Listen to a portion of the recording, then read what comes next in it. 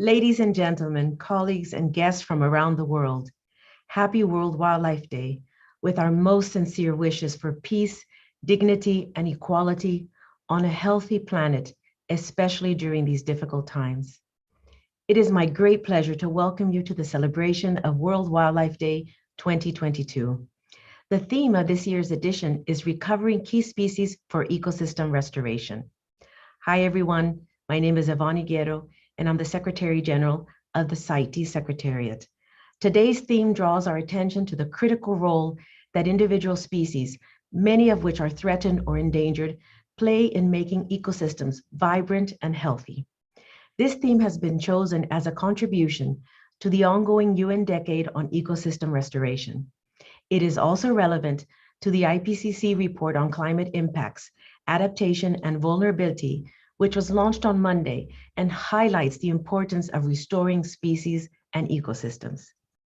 Today, we will explore why species conservation and actions to revive ecosystems must go hand in hand.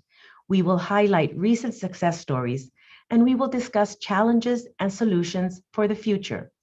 We will also experience how art, film, and music can contribute to our understanding and enjoyment of wildlife. To get us started, let's first hear brief statements from 4 high-level officials whose work contributes to global efforts to reverse the harm that we, humanity, are inflicting on our natural environment. We are very fortunate today to be hearing from Mr. Abdullah Shahid, who is the President of the United Nations General Assembly, Mr. Milciades Concepcion, the Minister of Environment of Panama, the country that will host the next CITES conference this November, Mr. Achim Steiner, Administrator of the United Nations Development Program, or UNDP, and Ms. Amy Franco, Executive Secretary of the Convention on the Conservation of Migratory Species of Wild Animals, or CMS.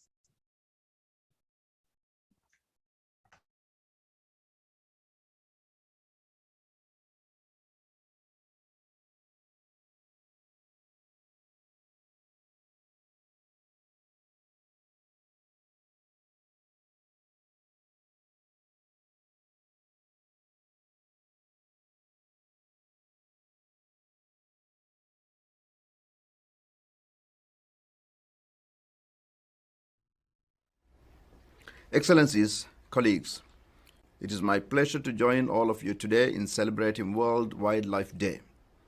I extend my special thanks to the Secretariat of the Convention on International Trade in Endangered Species of World Fauna and Flora, in partnership with the United Nations Development Program, for organizing this event. The theme we have chosen for this year's celebration, Recovering Key Species for Ecosystems Restoration, is highly befitting. Humans have a greater responsibility than ever to reflect on how we coexist with other species, many of which are threatened with extinction because of our actions. The continued loss of species and degradation of habitats and ecosystems threatens humanity as a whole, as people everywhere rely on wildlife and biodiversity-based resources to meet all their needs, from food, medicines, and health to fuel, housing, and clothing. As we upset delicate natural balances and endanger keystone species vital to their ecosystems, we put the entire planet at risk. We put ourselves at risk. This cannot continue. Now, in the spirit of recovering better, we must change how we do things and prioritize the health of our planet. We must change how we consume, how we produce, how we manage waste. We must invest in green technologies and transition to blue economies. Individual efforts matter, and I applaud the climate heroes who continue to raise their voice, who plant trees, who endeavor to bring degraded ecosystems back to life, and who make climate-responsible choices in their everyday life. But to fully succeed, we must harness our collective energy and ingenuity. In recognition that 2021-2030 has been marked as the UN Decade on Ecosystems Restoration, let us step up to the task and match words with action. I call on the international community to work in concert with and mobilize the science and resources needed to restore millions of hectares in every type of ecosystem, from mountaintops to the seafloor. I'm happy to note that many such efforts are underway, and I commend the CITES Secretariat, UNDP, and all stakeholders for their tireless persistence in planning and executing large-scale ecosystem restorations. We must continue to build on these foundations.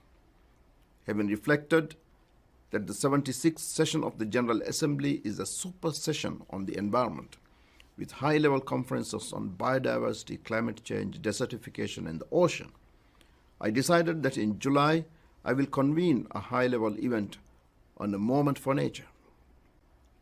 I will use the occasion to emphasize the message that humanity has the capacity to protect our planet if we work together with urgency.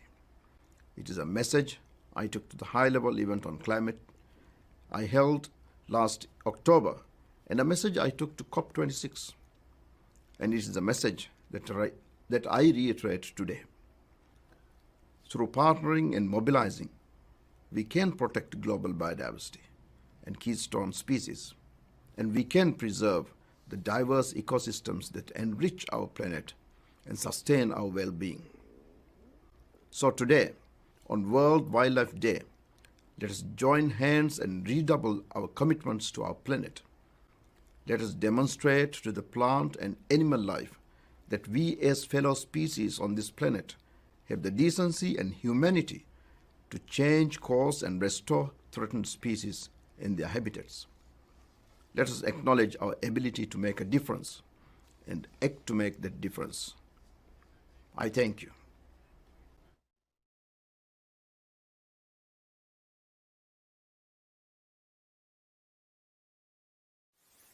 El Día Mundial de la Vida Silvestre nos brinda la ocasión de celebrar la belleza y la variedad de la flora y la fauna salvajes, así como de crear conciencia acerca de los múltiples beneficios que la conservación de estas formas de vida tiene para la humanidad. Esta celebración también nos recuerda la necesidad de combatir los delitos contra el ambiente y la disminución de especies causada por la actividad humana que acarrean consecuencias negativas de gran alcance en el ámbito económico, ambiental y social. Es por este motivo que el Objetivo de Desarrollo Sostenible número 15 se centra en detener la pérdida de la biodiversidad. Los animales salvajes y las plantas silvestres, además de su valor intrínseco, contribuyen a los aspectos ecológicos, genéticos, sociales, económicos, científicos, educativos, culturales, recreativos y estéticos del bienestar humano y el desarrollo sostenible. El informe anual 2021 del Departamento de Biodiversidad del Ministerio de Ambiente registró 723 animales destacados y revisados por el equipo veterinario con el apoyo de la Policía Ambiental y las diferentes oficinas regionales. Con respecto a la aplicación de la normativa de vida silvestre en Panamá, en el 2021 el personal de la Dirección de Áreas Protegidas y Biodiversidad acompañó en 6 diligencias en conjunto con el Ministerio Público y la Policía Nacional. También en 2021 se le dio seguimiento a 10 procesos judiciales y peritajes de delitos contra la vida silvestre. Los temas principales se relacionan con tenencia ilegal de animales silvestres, venta ilegal, cacería ilegal dentro de áreas protegidas, tala ilegal de especies manerables protegidas. El Ministerio de Ambiente impulsa un proyecto para la construcción de una nueva instalación para la atención médica veterinaria de fauna silvestre. Se busca que este proyecto, con un enfoque amplio, tome en cuenta todas las etapas que se requieren para una posterior reinserción de los espécimes en su hábitat natural. Panamá será el país anfitrión de la 19ª reunión de la Conferencia de las Partes COP19 de la Convención sobre el Comercio Internacional de Especies Amenazadas de fauna y flora silvestre del 14 al 25 de noviembre de 2022 en el Centro de Convenciones de Panamá. La COP19 estará precedida y seguida por la reunión del Comité Permanente de la CITES. Esta cumbre, en un país de América Latina situado en una zona de altos índices de riqueza de especies que no pueden caer en riesgo, es sumamente significativa. Constituye un reto para el país, por lo que implica recuperar la noción de diversidad biológica que representa la perspectiva de múltiples beneficios que pueda brindar. Debemos llevar estas estrategias de protección de flora y fauna y sus hábitats a la sostenibilidad de los recursos naturales e integrarlas a las políticas de desarrollo.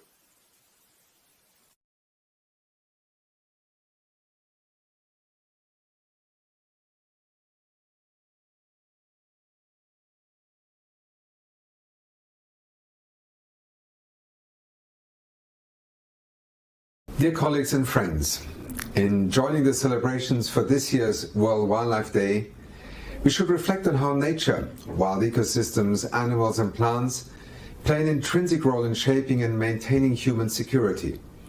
They ensure a livable climate.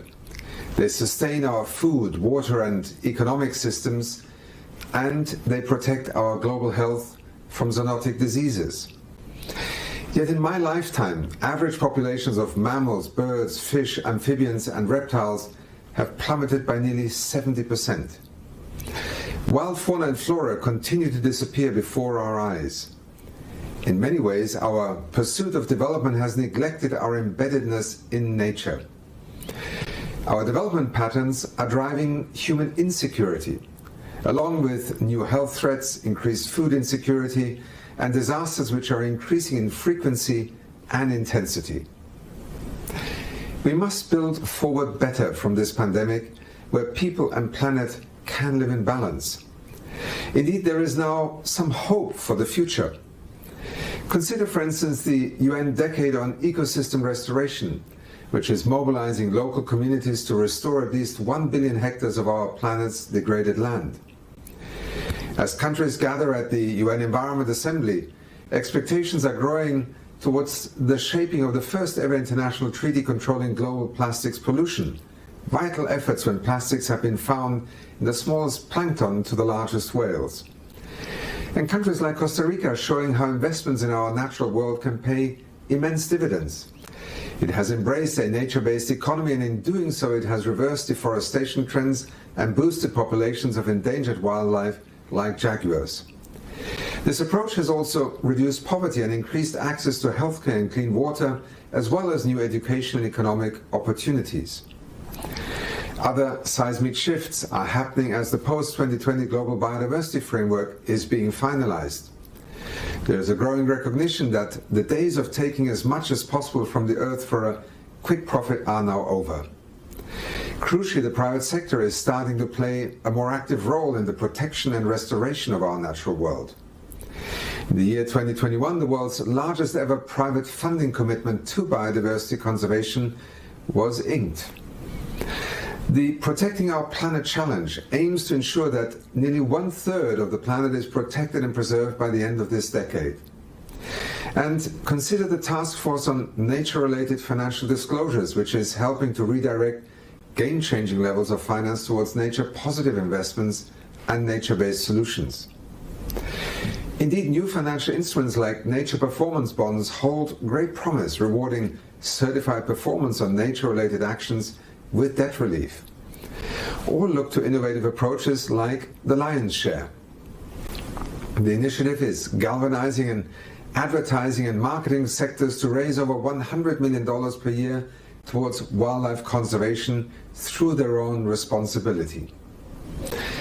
Ladies and gentlemen, dear colleagues, in the year 2022, we must finally dispel the false dichotomy that there is a zero-sum game of wildlife versus the economy, or protecting ecosystems versus the economy. Indeed, the world is waking up and recognizing the true value of nature, which holds many of the solutions we need to address the climate crisis and achieve the global goals. Yet at this very moment, there is a pressing need to ensure that the pulse of the socioeconomic recovery beats in tandem with nature. To this end, all countries, and especially key entities like ministries of finance, must reassess what economic progress actually means. That means taking the protection of species and ecosystems fully into account as they define a bold new development pathway. The United Nations Development Programme, members of the UN family like CITES and our partners will be on hand to drive forward this profound shift in thinking. This much is clear. New efforts to protect key species and restore ecosystems will help us to break through to that sustainable, livable future for all. In that spirit, happy World Wildlife Day. Thank you. This year's theme for World Wildlife Day, Recovering Key Species for Ecosystem Restoration, provides an opportunity to highlight the importance of wildlife for healthy, well-functioning ecosystems. Wildlife are an integral part of the ecosystems in which they live. For instance, many migratory animals directly contribute to natural functions, such as pollination, pest control, and seed dispersal. The forest elephant has a close interdependence with its habitat, directly helping large trees to grow and store carbon by trampling smaller underbrush. Yet the forest elephant was recently found to be critically endangered due to human activities that are shrinking its habitat. To be effective at restoring ecosystems and conserving wildlife, we need to tackle both issues together. The Convention on the Conservation of Migratory Species of Wild Animals, CMS for short, aims to conserve migratory species and their habitat around the world. One key way to achieve both ecosystem restoration and wildlife conservation is to protect and restore ecological connectivity by removing barriers to migration and restoring important habitat along migratory pathways. A good success relates to the saiga antelope, which lives in the Central Asian steppe. The saiga's grazing habits are important for maintaining the vegetation balance, and saiga also disperse seeds and fertilize plants over large distances. This unique habitat supports other species, for instance, providing critical stopover sites for millions of migratory water birds each year. But in the 1990s, the saiga population plummeted 95%, from over 1 million individuals to 50,000, due largely to poaching. This led to massive changes in the vegetation, with an expansion of a poor and low diversity vegetation cover. Through the collaboration of saiga range states under the CMS Memorandum of Understanding, conserving the conservation, restoration, and sustainable use of the saiga antelope, I'm happy to say that the saiga is recovering, with the most recent population counts showing strong increases in numbers. All species have an important role in their ecosystems, and conserving species and restoring ecosystems are a mutually beneficial way to achieving healthy ecosystems and wildlife populations. We all have a part to play in protecting our precious biodiversity. I wish you a very happy World Wildlife Day.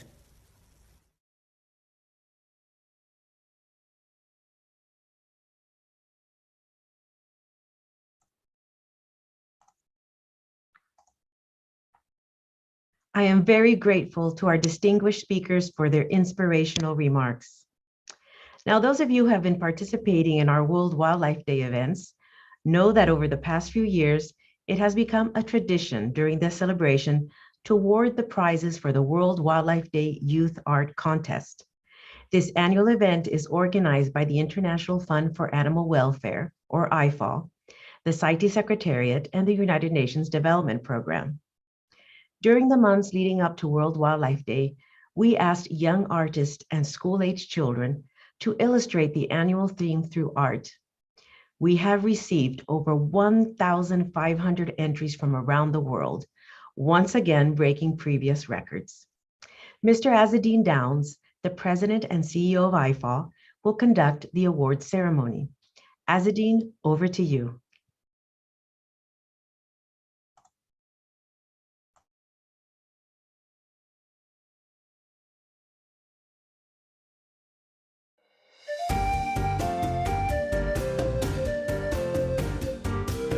Hello everyone. On behalf of the International Fund for Animal Welfare, I'm very happy to be with you today to celebrate World Wildlife Day.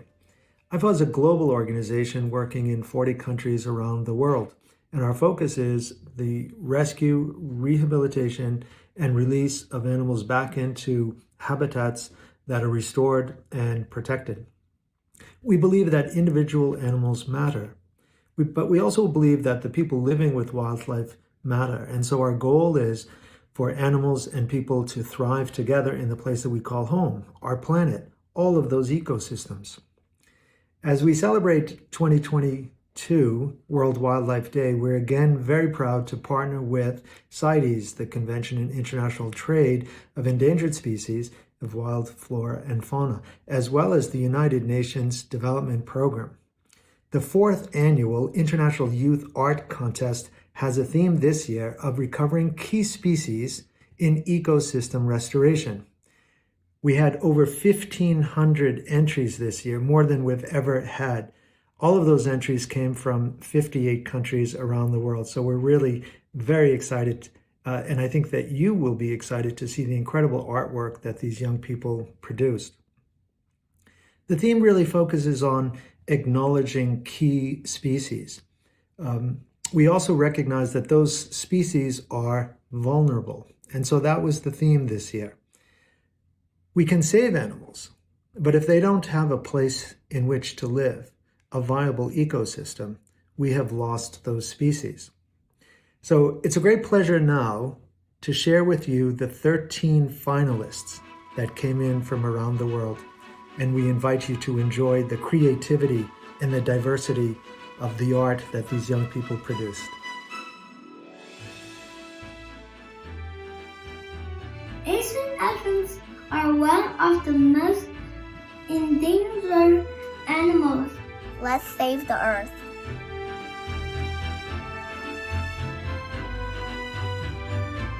Omoras whale feed on planktons. If there's no omoras whale, it will be hard to control the plankton's population.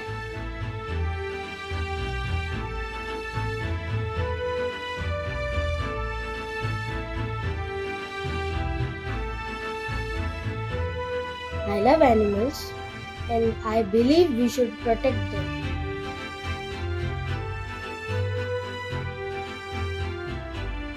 They're also beautiful and unique in their own ways, and I just really enjoy it. Wild animals can gradually return to their homes.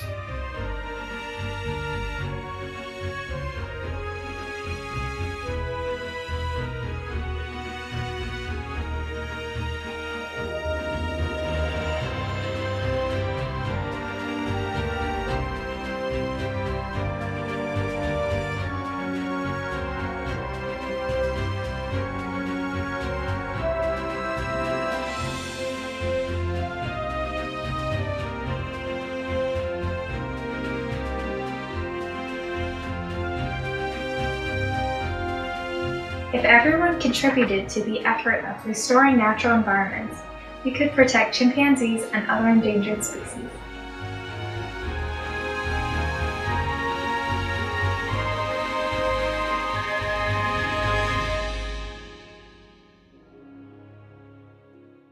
It is now my great pleasure to introduce an award-winning conservationist and wildlife artist, Sophie Green, coming to us from the UK. Her passion has always shone through with every brushstroke of her art, and she's used that incredible talent to raise awareness of the vulnerable animals around the world. She is an award-winning artist, and I'm going to share with you some of the awards that she has received. Her portfolio of conservation is well known in the art world, having received the Medal of Excellence by the Artists for Conservation Foundation in 2021, and numerous other accolades, including the Leisure Painter People's Choice Award and the Archer's Emerging Artist Prize. A devoted steward and admirer of the environment, allow me to turn the program over to Sophie. Sophie, the floor is yours, or should I say the canvas is yours. Thank you so much for such a kind and warm introduction, Azadeen. As an artist myself who has always drawn the deepest inspiration from both wildlife and conservation of the natural world, it is an absolute honour to be joining I4, CITES and UNDP in presenting this year's winner of the International Youth Art Contest. I've often said that it is impossible to admire the beauty of the natural world without also reflecting on its vulnerability. And this is one of the many reasons why this year's theme of recovering key species for ecosystem restoration truly resonated with me, both as an artist and as somebody who is passionate for the natural world. The range of threats today facing the world's ecosystems feels never ending. From habitat loss to climate change to illegal poaching, key species and the biodiversity that they represent are fundamental to our health, to our happiness, and to our everyday way of life. Through my own art, I've had the privilege of connecting both myself and others with nature through recreating some of these magnificent animals. Through creating that connection, we can draw attention to the beauty of endangered and critically endangered wildlife, while also embracing the power of conservation and, more importantly, hopefully inspiring others to think about how they too can make a difference. This World Wildlife Day, we join together not only to recognise some of the most critically endangered species of wild fauna and flora, but also to reflect on the steps that we can take as a global community to implement solutions that conserve all species. Responsibility to care for the world's wildlife falls upon the shoulders of everybody. This cannot be taken lightly. And moving forward, it is our hope that the global youth community will further bear that mantle and preserve the natural world for generations to come. May they correct us where we have fallen short and forge a new path upon which all nature can thrive. Personally, I am absolutely thrilled to celebrate not only this year's winner, but all of the amazing entrants, of which there were over 1,500, who seized a single canvas and expressed themselves beautifully on this World Wildlife Day in the name of some of the world's most awe-inspiring species. As you can imagine, it was no easy task to narrow down hundreds of entries to just 13 finalists. The immensity of their talent is as inspiring as the rich wildlife that they depict in their artwork. After a grueling selection process, I am absolutely thrilled to announce that the winner of the 2022 International Youth Art Contest is...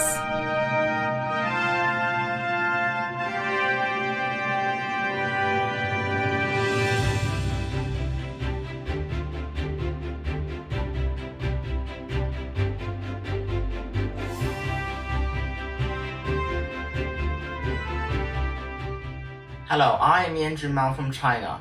It is my great honor to be able to participate in this year's art competition, and I'm very happy to be able to win the prize.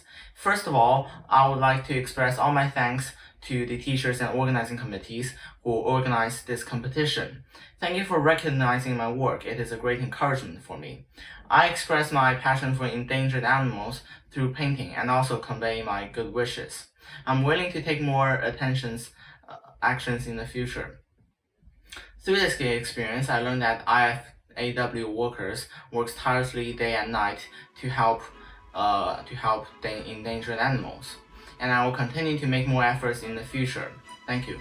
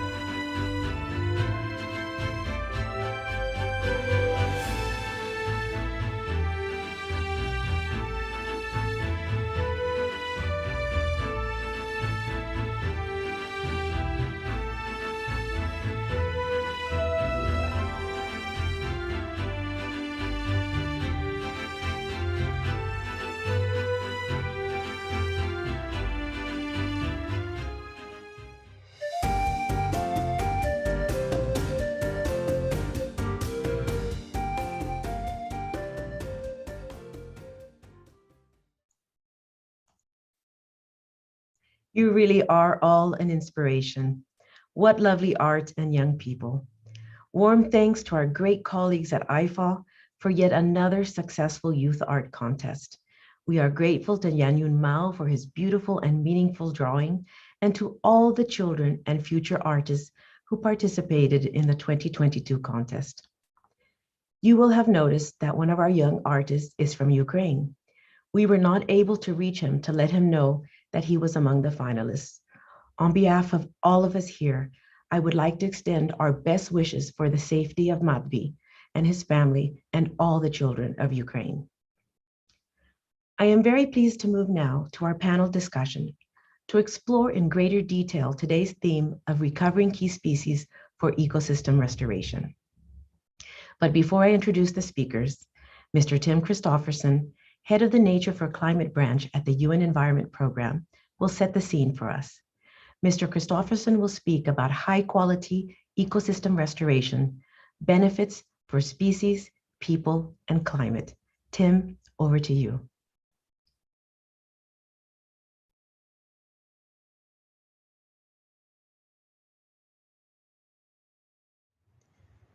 A happy World Wildlife Day to all of us, and thanks to CITES for organizing this timely event. The UN Decade on Ecosystem Restoration is a global rallying cry for all of us working for biodiversity, for climate action, for the Sustainable Development Goals, to ensure that our relationship with nature has been restored by the end of this decade. It's very important to note that the vision of this decade goes beyond numbers of hectares restored or even beyond numbers of species safe from extinction. It goes towards the heart of the relationship between humans and nature. We are part of nature. We had a very successful launch of the UN Decade in 2021 at World Environment Day. Over 40,000 media articles, over 130 million people reached. There is a global realization that this is an idea whose time has come and that we must prevent, halt, and reverse the degradation of ecosystems worldwide. So what is the situation right now? For terrestrial ecosystems, over 1 billion hectares, an area larger than China, have been committed by governments for restoration, but little is known about the quality of this restoration and the progress towards those goals. Citizens are still mostly unaware of these pledges to action, and we lack large-scale restoration success stories. Even though there are many success stories, we need to better publicize them to inspire others to act. The quality of restoration is also essential, of course. Therefore, IUCN, FAO, the Society of Ecological Restoration, and over 300 experts have developed the 10 principles for good ecosystem restoration that underpins everything that happens underneath the decade by UNEP and FAO as the co-lead agencies and across the growing number of now over 100 partner organizations. So how do we move from promising action to acting as promised, which is the big need for this decade? For that, we have designed the World Restoration Flagships, which will be the restoration areas of significant scale, ambition, that countries or regions want to be known for under this decade. So what is your legacy as a government for the UN Decade on Ecosystem Restoration? We are calling right now and until the 31st of March all UN member states to submit their World Restoration Flagships. We will select the 10 first flagships of high quality to be presented at the UN General Assembly in September. And then throughout this year and next, we will invite more flagships, both marine and terrestrial ecosystems and freshwater, to be nominated. And we hope that the recognition of these flagships and the global prestige and the awareness that they will bring will help countries to also raise more money for conservation and restoration. UN Decade partners such as CITES and many of the organizations we all work with can help with the selection of flagships, can help governments with putting together the nominations. and importantly also can help governments with raising awareness on restoration for climate, nature, and people. So please join Generation Restoration. Thanks again for organizing this event, and we welcome a closer collaboration with CITES member states, and all the NGOs and other stakeholders that are involved in CITES. Thank you very much.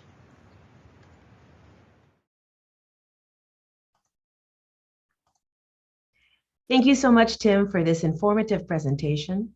And I hope that it has helped you all listening to us online to better understand the meaning and importance of today's theme. Now, welcome to our panel speakers who are responsible for very interesting projects relevant to our theme. Our first speaker is Mrs. Adeline Johansson. Mrs. Johansson served for many years as a Native Child and Family Services worker. As chief of the Lutselk'e Dene First Nation from 2006 to 2008, she focused on tribal self-governance and negotiated a memorandum of understanding with Parks Canada. Today, Mrs. Johansson is band counselor and sub-chief. Madam, you have the floor. Good morning, Marcy. Thank you. Today, I want to talk about our Indigenous protected area. It is called Taitanana. I will give you a little background on what we did.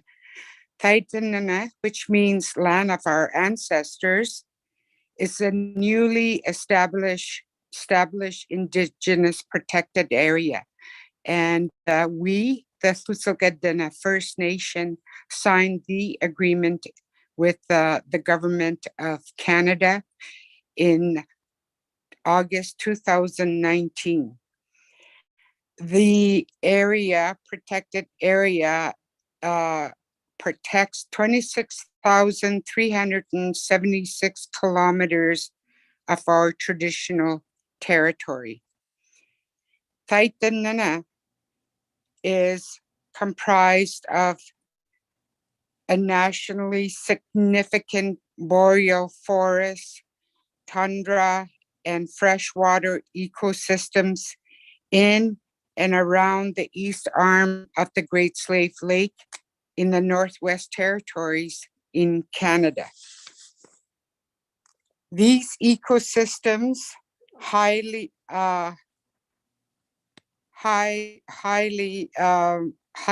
by sharp cliffs, deep lakes, and rushing waters, teem with caribou, muskoxen, wolves, fish,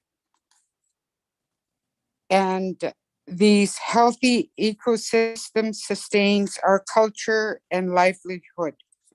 We are protecting the Taitanana using our Dene law, and Canada and the Northwest Territories are also using their own laws to designate the area within Taitanana, including the Canada National Parks Act, the Territorial Protected Areas Act, and the Wildlife Act. We will continue to practice our way of life in Taitanana as Lutselk'e Dene people. It is our right to hunt, fish, trap, and make cabins and so on. And it will continue in Taitanana as it always has been. Masi. Thank you so much, Mrs. Johansson, for sharing with us this story. Thank you for all that you have done, your people and Canada, with these interesting approaches. You are also, and it sounds like a wonderful nature. You are helping us with protecting and conserving wildlife. Thank you so much. Now it's time to hear from Mr. John Kakewa Munihus. Fascinated by gorillas from an early age and then recruited as a park ranger when he was 19, Mr. Kahekwa went on to found the Pole Pole Foundation in the Democratic Republic of Congo in 1992. The foundation focuses on environmental education, community-led conservation, support for park rangers, and many other activities. Mr. Kahekwa, thank you for joining us today.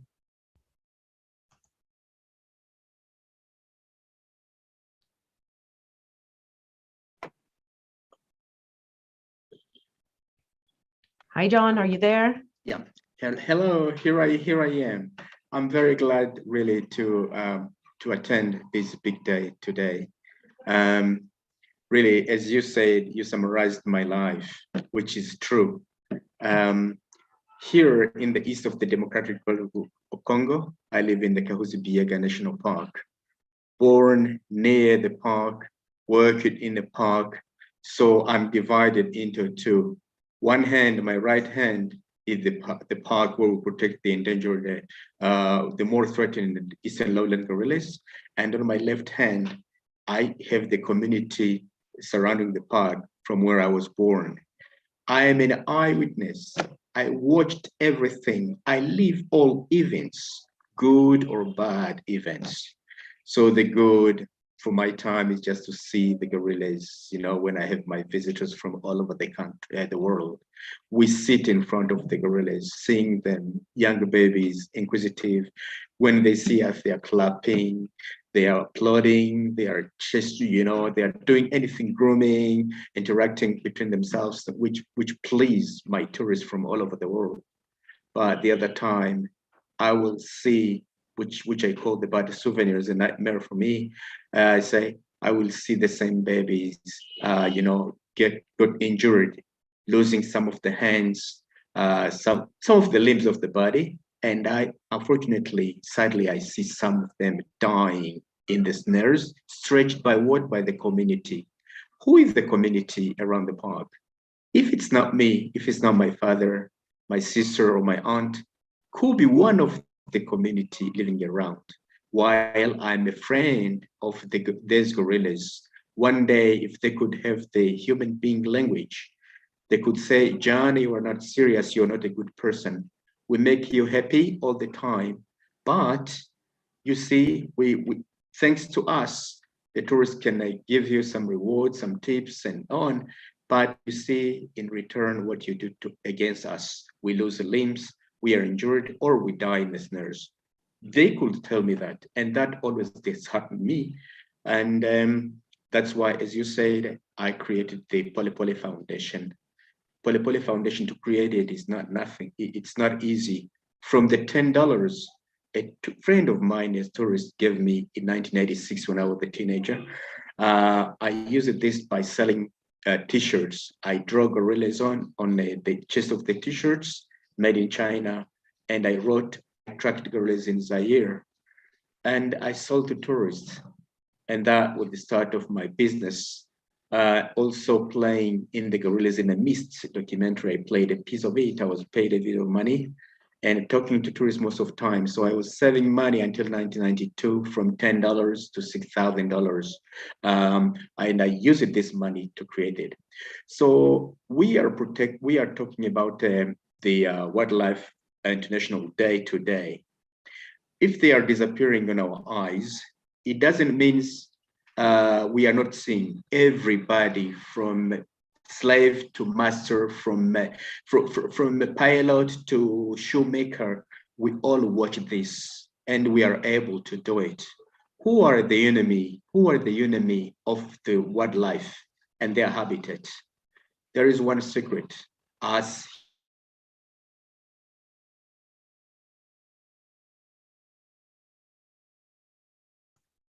I'm so sorry. I think we lost John, but what an amazing story. Thank you so much for this inspiration for everyone, how we can learn from having very little to be able to get to where you are with this Pole Pole Foundation. It's really inspiring the work you're doing with both gorillas and with the local communities. Truly remarkable. I hope we can get John back again later so we can ask him a couple of questions if my team can help with that. Let's now turn to Mr. D.B. Chowdhury. Mr. Chowdhury is committed to making tourism and conservation compatible by ensuring that local people can earn their livelihoods through sustainable wildlife conservation and ecotourism. Today, he is the manager of the community-based vulture restaurant in Nepal. Mr. Chowdhury, I'm really looking forward to hearing your presentation and about this interesting vulture restaurant. Thank you. Namaste and greetings from Nepal. I would like to thank you for this opportunity. I come from the indigenous Tharu community, and I was born in a village close to the national park and grew up alongside of tigers, rhinos, and vultures. Vultures are the scavengers that primarily feed on carcasses and consume vast amount of carrion in a short period of time. As a result, they provide important environmental benefits and numerous ecosystem services, as well as maintaining healthy ecosystem, possibly limiting disease transmission. If vultures were not present, the population of feral canines, jackals, dogs, rats, and flies would have increased, potentially resulting in more disease that may be transmitting to humans and lead to an epidemic.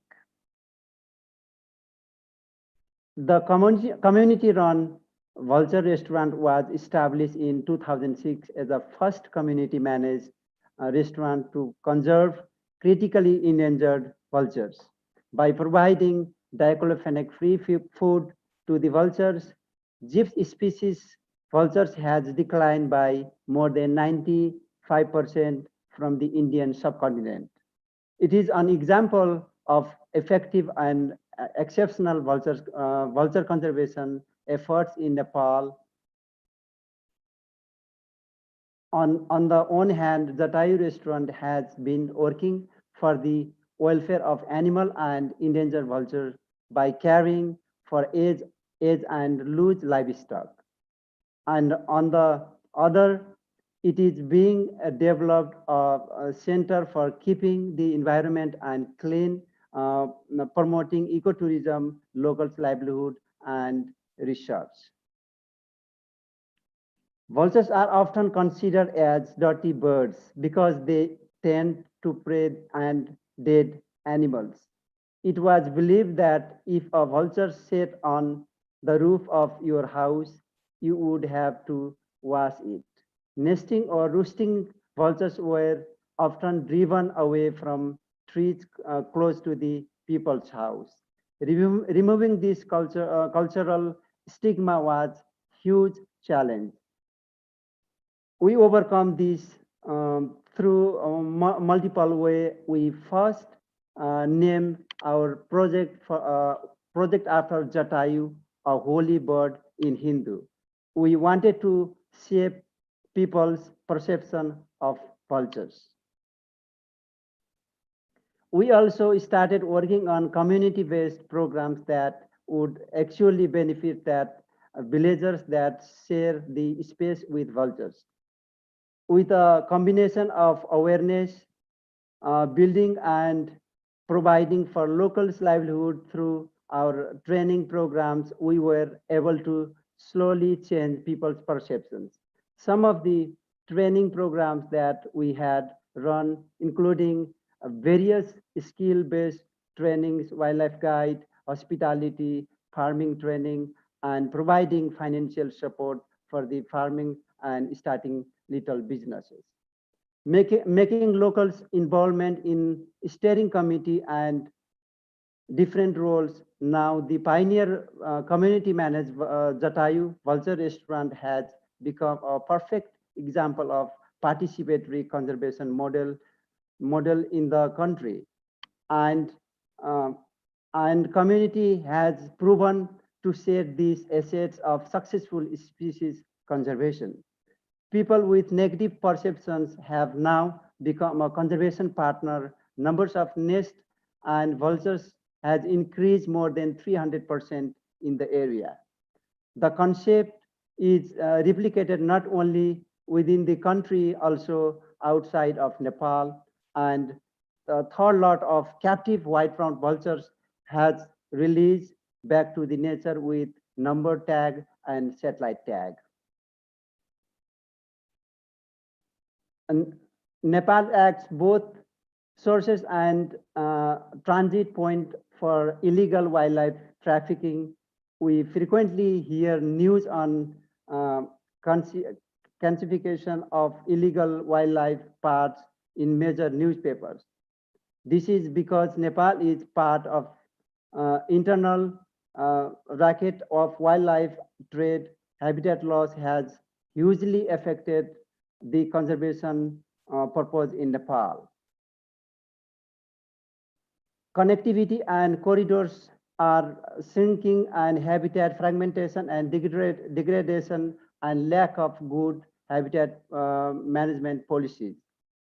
The scenario has provided more pressure on conservation, as limited quality habitat has led to wildlife coming outside forest, increasing the human-wildlife interaction and conflicts. We strongly believe that the heart of conservation success lies in the support of local communities. For our future programs, hope to create a more inclusive program that would target the areas of health, education, hospitality, sports, and agriculture. Using this, we would like to create more awareness about the vultures and other wildlife and its role in the ecosystem. Thank you, Mr. Chowdhury. Really, this is an inspiring example of empowering local communities. You've just said it. This is the core of having good conservation.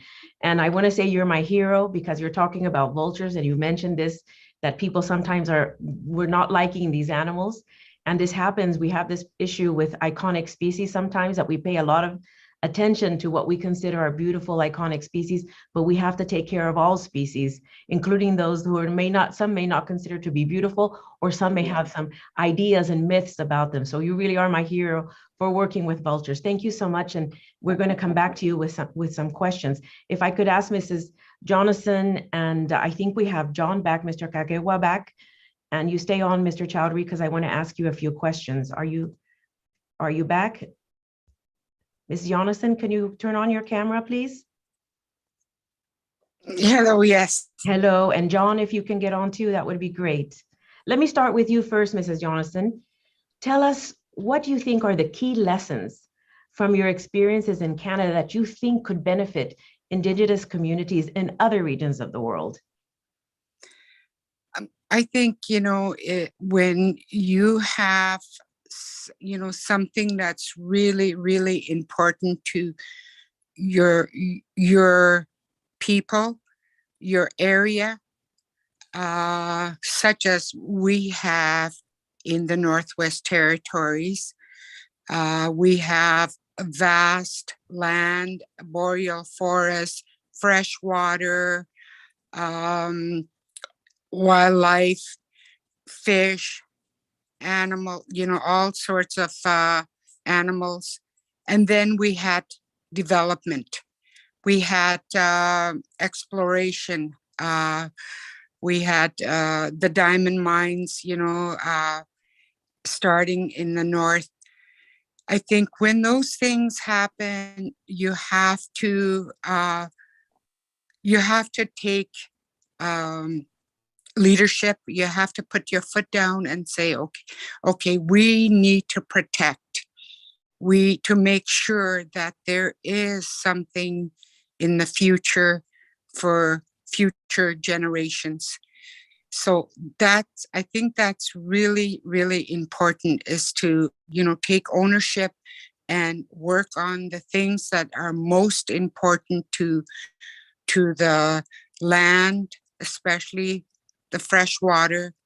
Those things, I think, you have to take responsibility for. And we did that as a nation.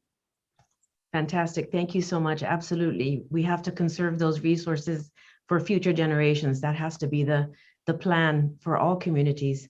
to think about the future. Thank you so much. As we say, we're working right now on Stockholm, what we call Stockholm plus 50. When we talk, there's only one Earth. There is only one Earth. We have to take care of our resources for our children and grandchildren and future generations. Thank you so much, Mr. Jonasson. Now, John, I see you back on. Could I ask you a question now? The work, you explained to us a little bit about what you do working in these areas with gorillas. You talked a bit about some of the illegal activities that go on and how some, looking at limbs that are lost of the gorillas. This means that there's poachers you're surrounded often by poachers. Tell us, it must be involving personal risks about your safety. What motivated you to accept these risks and continue to do the work that you do? Thank you very much. I was motivated a lot, but by the fact of being, a native of the area and working for the park, watching the reality. So this, I always feel that I can't live without both sides, as I said, and I keep on. I have a family. I have a large family. All of my kids, all my children, they are going to school and complete the schools and come back. They are mostly involved either working in the park for the park as a ranger and working in the community for the development. So because slowly but slowly, I'm handing over to them and them to their children and to the next generation. That's why we created the environmental education school from kindergarten, primary, and secondary school, just to keep training the sooner rangers from the community.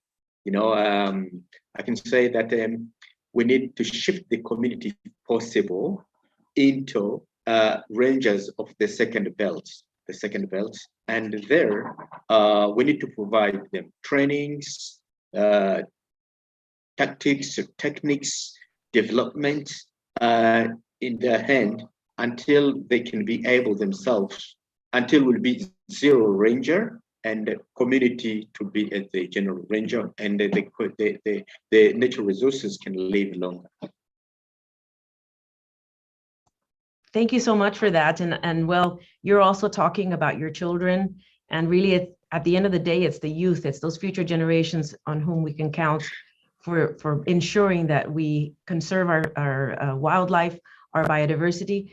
You say something else that's very important to us when you talk about training the rangers, but then eventually the local communities are really the rangers, aren't they? They're the ones that, as we say, that they're in the front line defending wildlife. So you're doing an excellent job. And I hope through this, many more will be listening and supporting your project. Thank you so much. Now, Mr. Chowdhury, I have a question for you as well. How did this program start, and how will you continue engaging the local communities in this work? Okay, thank you very much. Actually, this is a local concept. Actually, we came up with idea having this vulture restaurant because always we lived close to the jungle and then close to the vultures.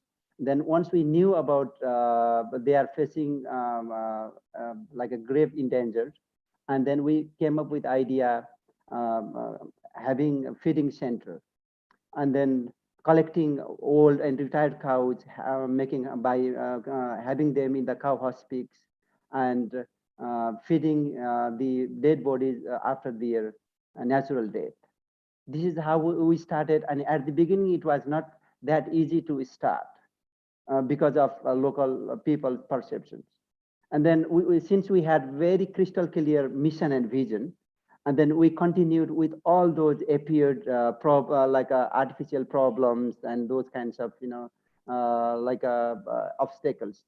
And then we continued, and then we started with a small scale, and then we become so successful because we work together. Government, different sectors of governments, NGO, INGOs, and communities each have different roles. We work together, bringing ideas, creating ideas, making plans, and then working from outside. This is how we become one of the successful, making one of the successful vulture conservation program. And then now we have started releasing all those endangered vultures back to the nature when they were declining very rapidly. Some of the vultures were kept in the breeding center for saving the seed.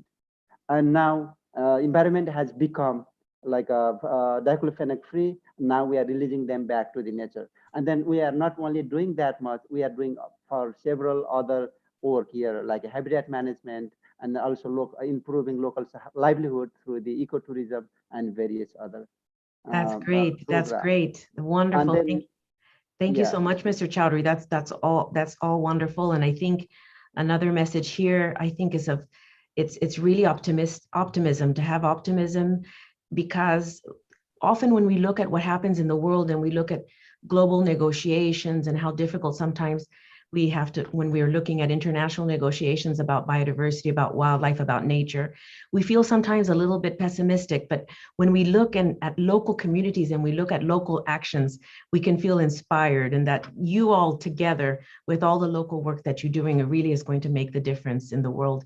Thank you so much for those great answers and help further inform our listeners about the work that you do. Thank you so much for joining us. Stand by, we'll continue with our next three speakers. But let's take a moment, a 1-minute pause, to show you a very short video about today's theme of recovering key species for ecosystem restoration.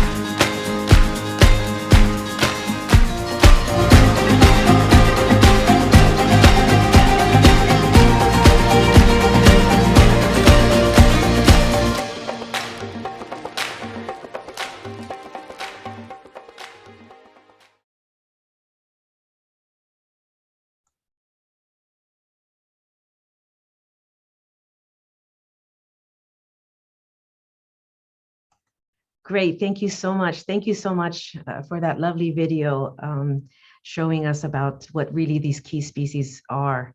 And now we would like to turn to our next three speakers who are going to help further the understanding of what it means to restore ecosystems and focusing on wildlife.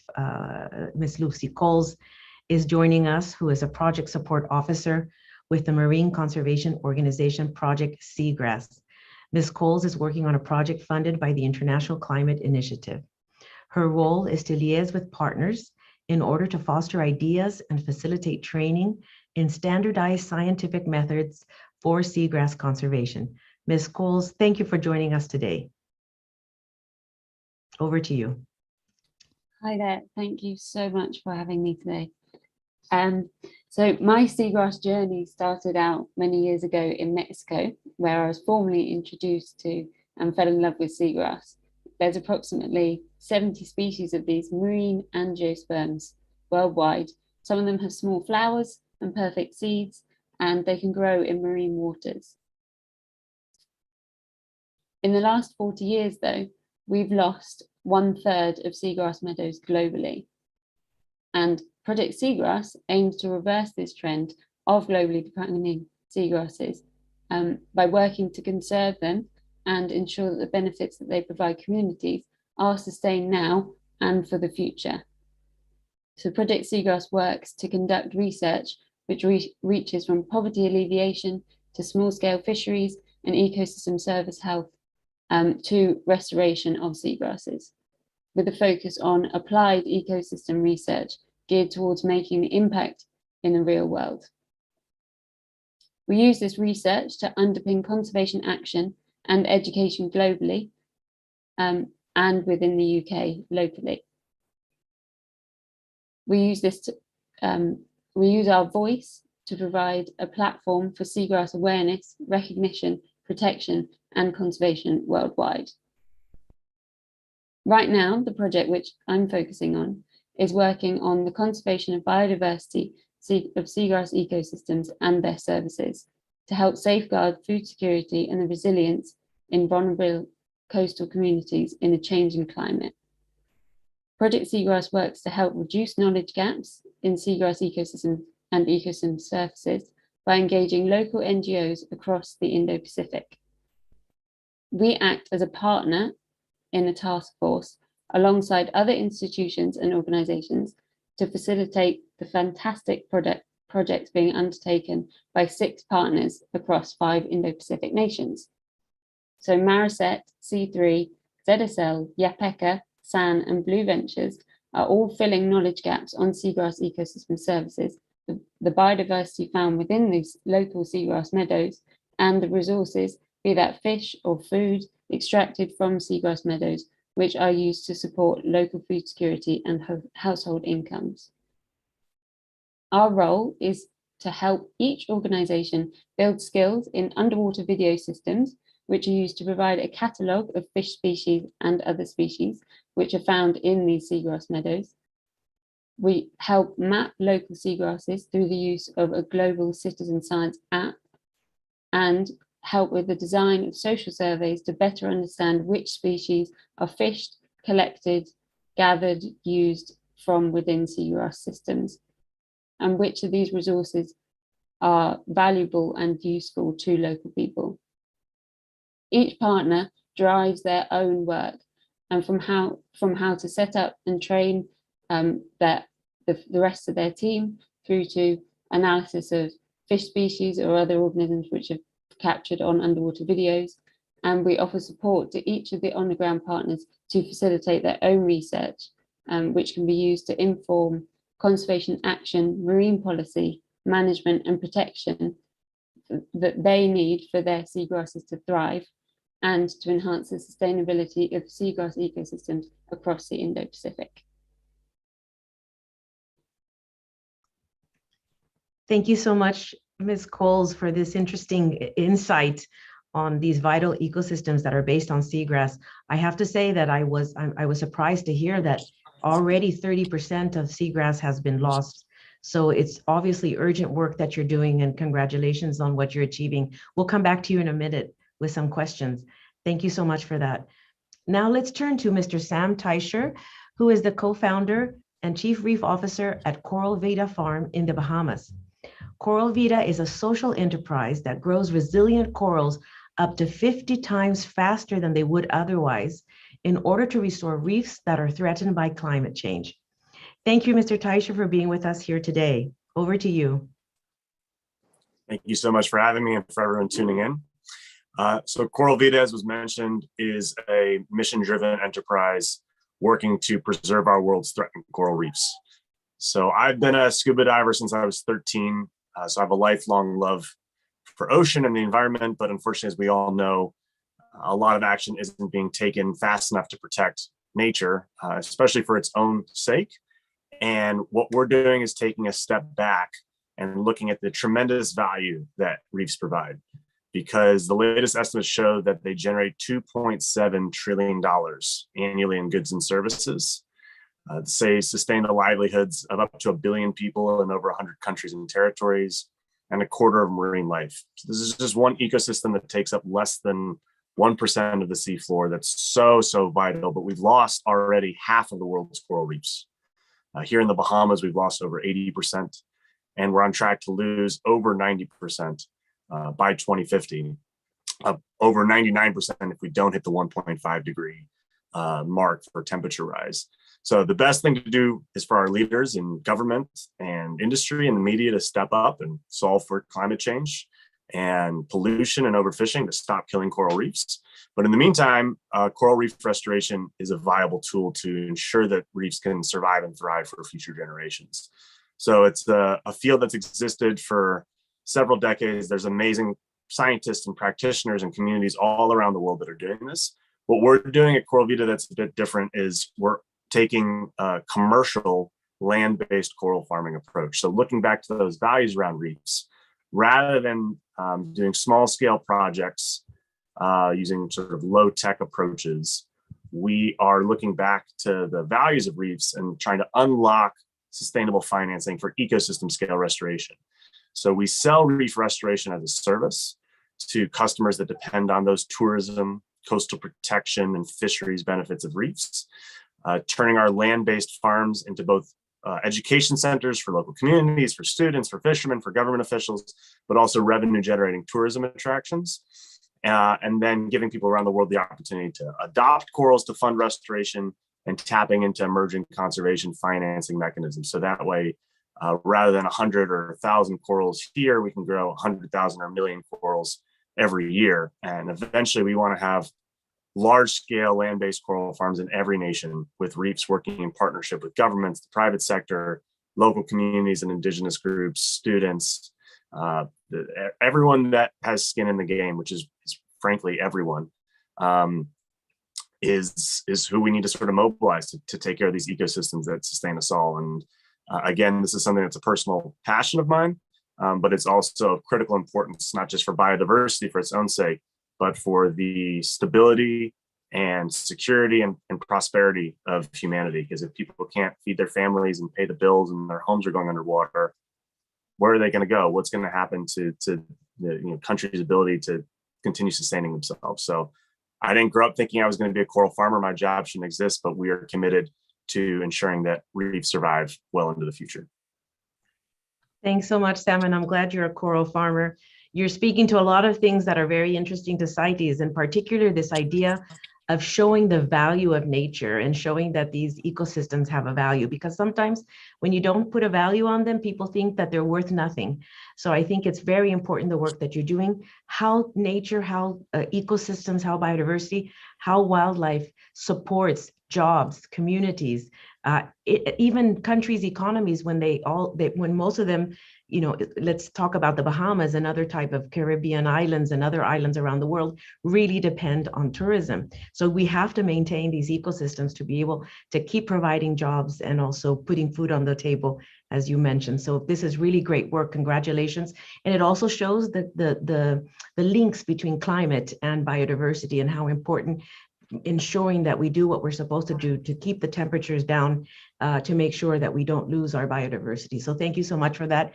And I'll come back to you in a second with some questions, but now we're going to turn to Ms. Tarín Toledo Aceves. She is based in Mexico, and Ms. Toledo focuses on the ecology and management of tropical montane forests. She is especially interested in tree seedling regeneration and improving forest management and restoration in diverse tropical landscapes. Ms. Toledo, you have the floor. Thank you very much. Thank you for the opportunity to be here with all of you and to celebrate. Today, I would like to call your attention to the importance of recovering all growth forest tree species for the restoration of forest ecosystems. We know that trees are essential for life in the planet and that they are major structural and functional components of forests, and that they are also important in grasslands, in savannas, and in urban environments. And they are a symbol of strength, of longevity, of fertility, and they have been and are part of our spiritual life and the development of civilization. According to the last report from the World Trees, 30% of tree species are threatened with extinction. And this is the result of forest conversion into agricultural land, overexploitation, pests, diseases, and climate change.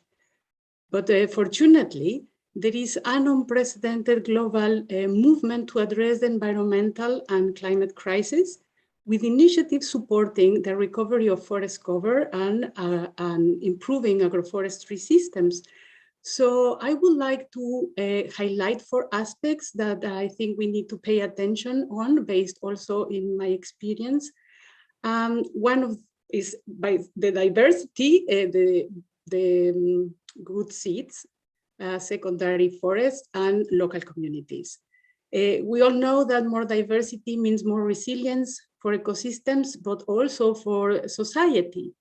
And I want to emphasize that we need to restore the structure and also the functions of forests, and not only focused on tree cover, because and in order to recover ecosystem functions, we need to assist the regeneration of rare, endangered, and valuable species for landowners.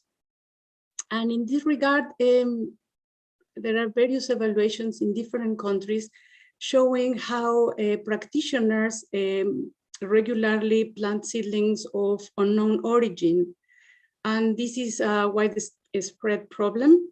And there are large amounts of money and efforts put into restoration that may not create the resilient forest with the diversity and ecosystem services that we need. So we need to scale up restoration initiatives, yes, but it shouldn't be at the expense of poor quality tree planting. And another aspect that I think it's important to bring today is that in the last decades, there has been an important increase in secondary forests, which are these young forests that appear as a result of natural regeneration. And we witness this wonderful capacity of nature to recover from disturbance. And at present, ambitious international initiatives are in place supporting extensive tree planting programs in open areas, and less attention is paid to the existing secondary forests and how to promote their long-term maintenance. So for example, in these systems, enrichment planting could add value to these systems and reduce, hopefully, the risks of reclearance. And finally, but very importantly, we need to work in very close collaboration with the local communities, not only by providing financial support to conduct the activities, but also to strengthen their capacities to plan and take decisions in restoration projects. And thank you very much. That's what I would like to share today. Thank you so much, Tadine. Those are all wonderful messages. Really interesting to hear about trees. We don't often talk about them when we're talking about wildlife, so it's wonderful to hear from you on this. And to show the importance of old growth forest trees when we're talking about restoring highly diverse tropical landscapes. So this is really important for everybody to hear. I think you're right, there are lots of programs, but we have to be, important for ecosystem restoration is that we do it in the right way. So those messages that you're giving are very important, and including also the local communities in the work that you're doing. So thank you so much. I'll ask you a few questions. Let me ask Ms. Coles something first. Tell us, where in the world are seagrass beds most under threat, and where are they starting to recover? Let's hear some bad news, but also some good news. What can you tell us to make us feel better on World Wildlife Day? Okay, well, I'll start with the bad and I'll get better. So globally, seagrasses are declining.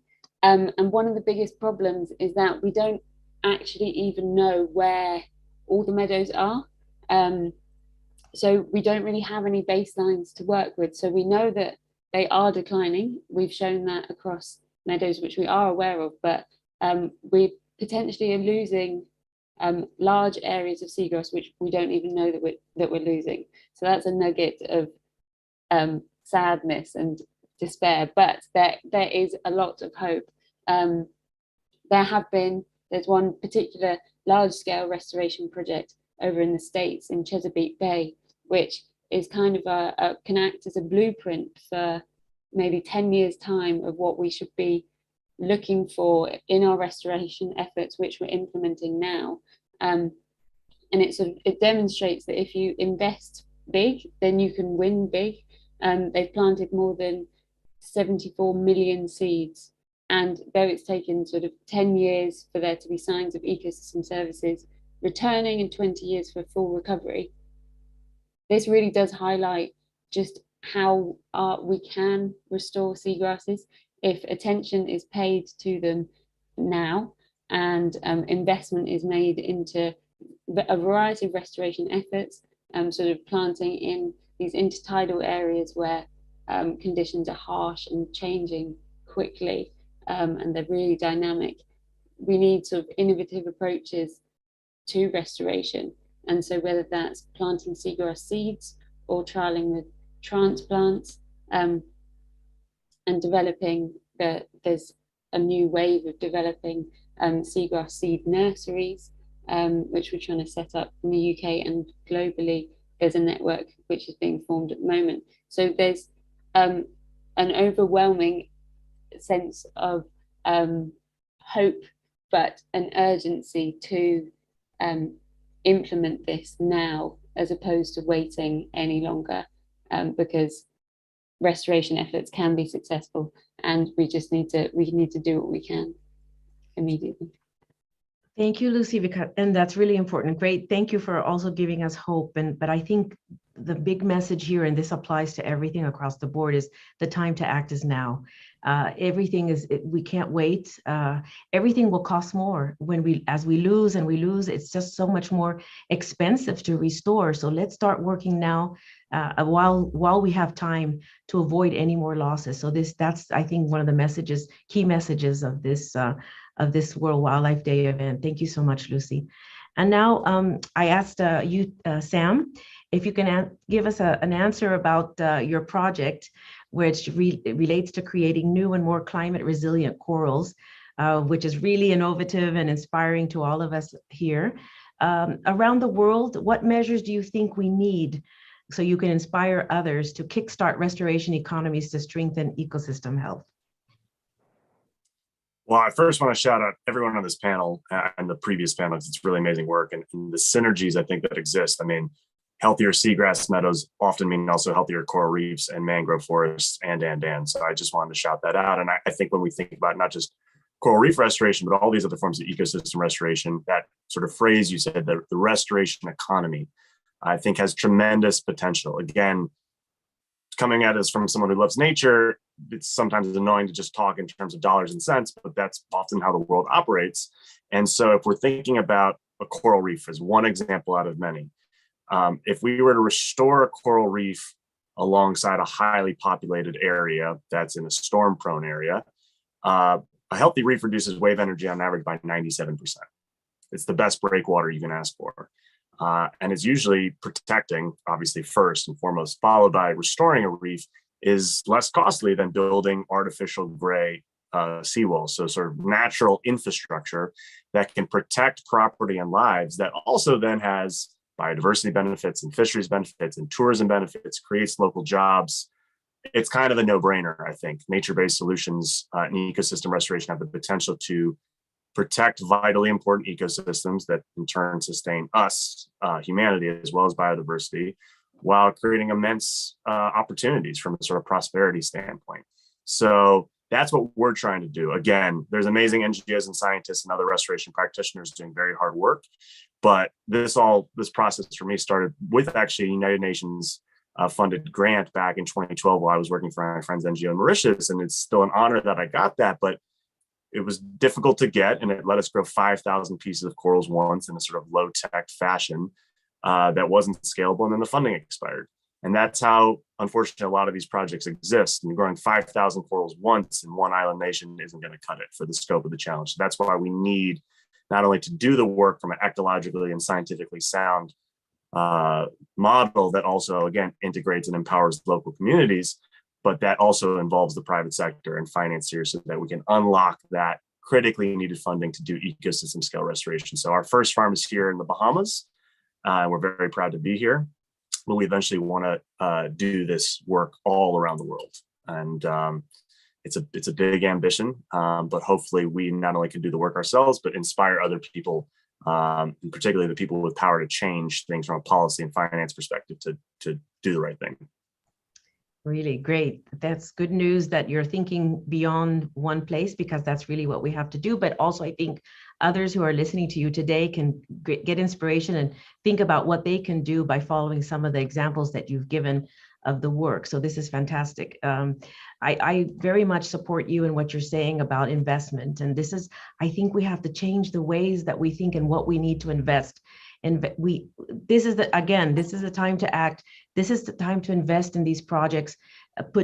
It may seem like a large amount that we're investing in them, but at the end, the rewards will be much, much greater, and it will be less costly to have to repair and replace. So these are great ideas, and I think this is the message we have to give too. We must invest much more in nature. We will not survive if we don't do it. So hopefully, Sam, you will be supported, and well, of course, you're turning to private sector, I suppose, and this is also for those who have an interest in keeping this coral reef alive for their businesses. I think this is another message. Everybody has a role to play here. It's not just governments, it's not just NGOs. We have to get business investing in nature. So let's hope that they're listening to us now, and those who are listening can communicate that to the business as consumers. We've got a question for you, Sam, online or in the chat. Somebody wants to know, how do you deal with coral bleaching in your work? So it's an important question. Yeah, it's an important question. We can't guarantee every coral survives, and not every reef can be restored. So one aspect of that is site selection, doing a lot of water quality surveys in advance. And then there's obviously post-restoration monitoring, and we evaluate a number of metrics beyond just how many corals get planted, but what are the changes in biodiversity and biomass, and did corals reproduce and survive, and all that kind of stuff. There's actually an interesting component of this regarding CITES. We always use native corals, but you actually can't take corals across borders and put them in the wild, which is an interesting thing in the Caribbean, because I can technically restore reefs 400 miles away in the southern Bahamas from here in Grand Bahama, but not 50 miles away in Florida, even though they're the same species. And so we're always using those native corals. We have a land-based farming system. So there's a lot of scientists that have pioneered this field known as assisted evolution. There's a number of different aspects to that, but the one that we're right now focused most on is acclimating the corals. So traditional restoration projects grow corals in underwater gardens. It's an amazing day at the office, but in addition to other sort of limitations, you can't do a ton to strengthen corals' resiliency because you're subject to the whims of the ocean. We control the conditions in our tanks, so we basically can give the corals the spa treatment, or we can take them to the gym. We can make conditions just the way they like it to optimize for growth, or we can mimic, say, future ocean temperature projections, and we can raise the temperatures in our tanks and bring them back down. We can stress harden the corals so that, one, all the corals we're growing have a better chance of surviving. And again, from the University of Miami to Hawaii to the Australian Institute of Marine Science, people are showing that this is viable. The other aspect of that, those corals also make babies. And so if we look at a tank of corals from the same species, and let's just say 30% of them in that tank, they came from different parent colonies, they do better, they don't bleach as quickly. Then when it comes time for coral spawning, we can put those corals in the same tank so that their offspring will be more resilient as well. So again, there's no excuse for inaction on stopping killing reefs, and we have a hard road ahead of us, but these and other steps, and again, with many other people in the restoration science and community doing this kind of work, offer ways to strengthen corals' resiliency so they can better survive. Very good. Thank you so much for that, Sam. I'm sure the person who asked the question is very pleased with your answer. Thank you so much. I'd like to turn to Tareen now. And of course, we sense your passion for trees and forests and their role in ecosystems and in climate change in what you have told us. But now tell us, how might your approach to restoring health to cloud forests be used or adapted to other types of forest ecosystems? Well, one of the things various things we have found is that we started by asking the local communities about the most valuable species for them that were actually gone in many locations because they were over-harvested, because they were very valuable for their timber. It was very hard wood that would resist many conditions. And we reproduce them. We struggle finding sometimes the mother trees, but what we found is that these species that are characteristic of all growth forests are very resistant and very tolerant to disturbed conditions. We plant them in pasture lands, we plant them in secondary forest, even in areas dominated by an invasive species, which is bracken, a fern that colonizes big extensions around the world. And these species can tolerate very well. They have very high survival. So usually in many open areas, the species that are being used are the pioneers, heliophytic plants that like the sunlight and grow very fast. And these all growth forest species that are rare and that grow under the shade, that were not before considered to be introduced in those disturbed areas, can be planted together, and we are finding very good results. And although every ecosystem is different, this group of plants that grow slowly they have a high potential to be incorporated in the restoration of disturbed habitats. Also, talking about climate change with the increase in temperature, the cloud forest is one of the ecosystems that is considered at higher risk because the level at which the clouds or the fog condensates, which is a condition that is essential for the development of these communities, is changing, is rising higher in elevation, and leaving these communities without the fog that they require basically to exist. So an alternative to mitigate the effects of climate change has been proposed, the assisted migration of some species, which is to move them or translocate some individuals higher up in elevation to locations where the climatic conditions are adequate for their development at present or in the near future. So what we did is we tested moving various species along an altitudinal gradient. And again, at first I thought that they were going to die at the sites at higher elevation due to lower temperatures and sometimes freezing. And then we found very high survival. So we are finding that really these species are very strong. They can tolerate, and sometimes they just don't arrive because they can, because the dispersers are not there or because there are not enough seeds. But if we help them, it's possible to secure some new populations. And there is a big debate in terms of the risk associated with these strategies or the benefits, but I think that for some species is not just justified, but necessary that we act in this way, considering not only the current conditions, but what we are, the patterns that are coming in the very near future. That's so this super. could be applied to other ecosystems as well. Thanks, Tadina. That's really interesting. We have our secretariat here in Geneva in Switzerland. And I think what you're talking about probably in other parts of the world, just here in Switzerland as well, we see the changes because of climate change. We see the changes in the mountains. So what you're talking about, this kind of work, these experiments, if you wish, will be really good, really useful for places like here where they're trying to find out how to ensure that these types of vegetation can continue even with the climate change. So there may be some debate, but I think you're right. There's probably even necessary to be considering this type of work. So thank you so much for that.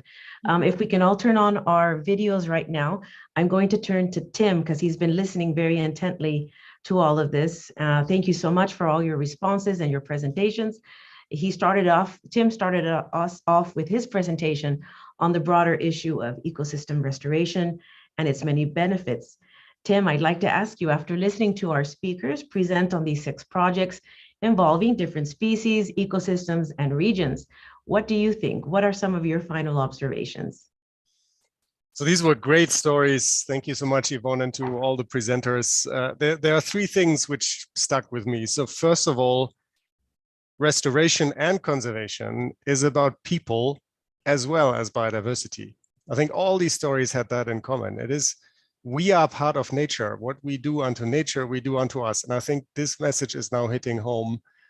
Since 1990, we have drawn down our natural capital bank account 40%. We've overdrawn our account. 40% natural capital lost in just the last 30 years. So reinvesting in nature is becoming an imperative. The second observation would be that restoration and conservation need to go hand in hand, because conservation can be a tool for restoration and the other way around.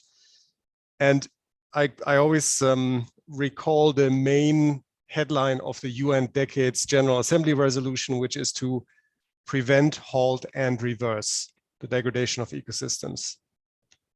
I think that's very important, that we have a nature movement that does all of the above. We basically have to move beyond being reactive to being proactive. We have to conserve what we have, restore what we've lost, but most of all, have the necessary political will and investments in this space. And I think we're getting there. Finally, since this was mentioned a few times as well, we have to get everybody involved. Governments have to lead more, but the private sector also needs to be more involved, needs to become again, go beyond doing no harm to becoming nature positive, to becoming an investor in the natural capacity and natural infrastructure that sustains us. So thanks again for all these great case studies and stories. It's really inspiring to hear that people dedicate their lives to this cause. And I think there are many of us, there are many. And making that visible through events like this and through the Generation Restoration Movement, which is the UN Decades hashtag, and Project Seagrass and others are partners there, will hopefully help us in this decade to make it visible that we're not alone. We're actually many, and the tide is turning. So thanks, Yvonne, back over to you.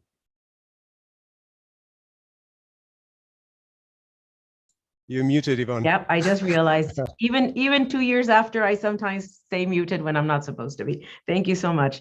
Thank you, Tim, for those great insights and how I really think it's true, these events, and we have to do more of them to bring out these stories. There's lots of stories. There's many of us around. There's many of you around who are doing this work and dedicating your life to these issues and to restoring ecosystems. I'm sad to say that John, again, look, he's working in very difficult conditions. He's at a place where it's very difficult to maintain connectivity. So I'm sorry that John is not joining us here at the end, but I wanted to make sure that I thanked you all for these great stories, for sharing with us your experience and your knowledge. Please, listeners, give them a round of applause wherever you may be. Thank you so much for being with us. And I hope the listeners also can play a part in sharing your stories all around the world and maybe having other experiences similar in their countries, in their regions. Thank you to all. Now we're going to move on to an exciting part of every World Wildlife Day. This is the 2022 World Wildlife Day Film Showcase. Let's go for it. Let's watch it.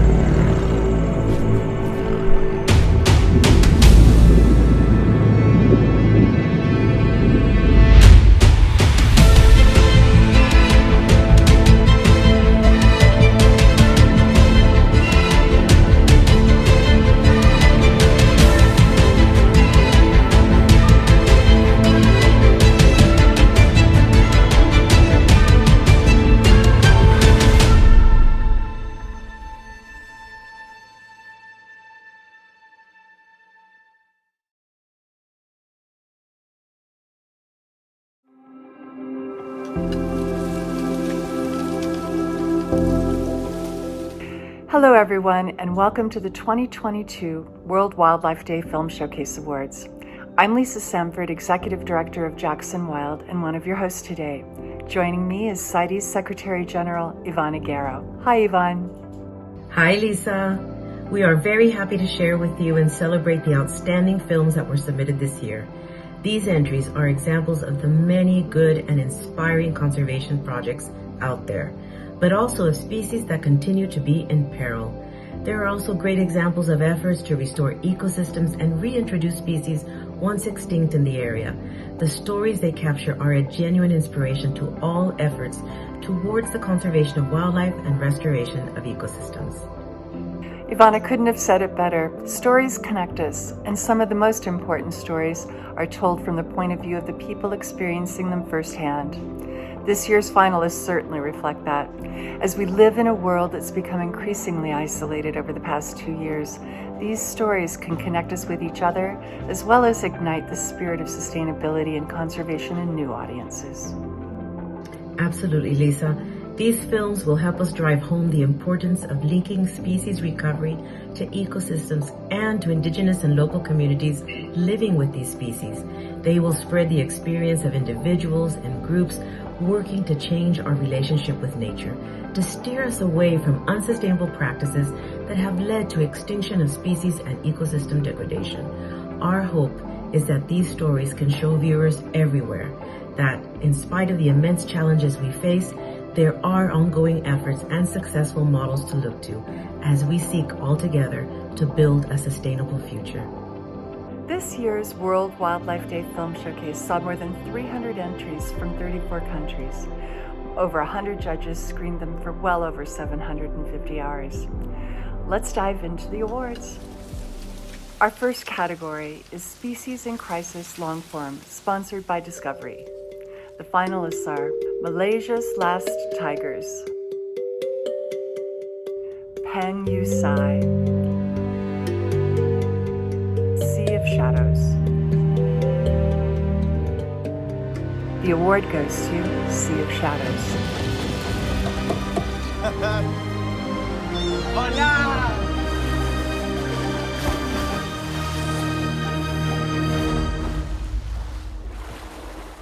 We're not a virus here to kill our host.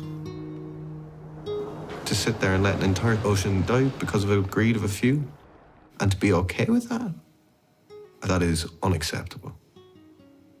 As a species, that is unacceptable. If that happens, we should be ashamed. Hello. We at Terramata Studios feel really honored for receiving this award at the World Wildlife Day Showcase. Especially the award for Species in Crisis for a film called Sea of Shadows about the demise of the vaquita, the smallest whale on the planet. Although, at the moment, my feeling is that the species in crisis really is humankind. In this regard, our thoughts are with the people of Ukraine. Thank you. Next is Species in Crisis Short Form, sponsored by Discovery. The finalists are Ferret Town, Kaliru, Last Wild Places Majete, Pango. And the award goes to Last Wild Places Majete. When I came here in 1993, there was no animals. Majete was empty. Before tourism, before bringing animals, before everything, there's a need to have a strong team to protect Majete.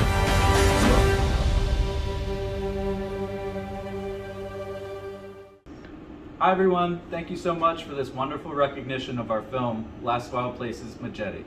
It was such an honor to work with an amazing crew, our colleagues at the National Geographic Society, our partners at African Parks, and most importantly, the dedicated staff and communities around Majete for welcoming us and allowing us to share their stories. We invite everyone to join us in our goal of protecting 30% of our planet by 2030. Thank you. Now we turn to the Web of Life Long Form Award, sponsored by HHMI Tango Bank Studios. The finalists are Now or Never, The Otter, A Legend Returns, Wings Over Water, and the award goes to The Otter, A Legend Returns. Its first swimming lesson. There is only one way to take the plunge.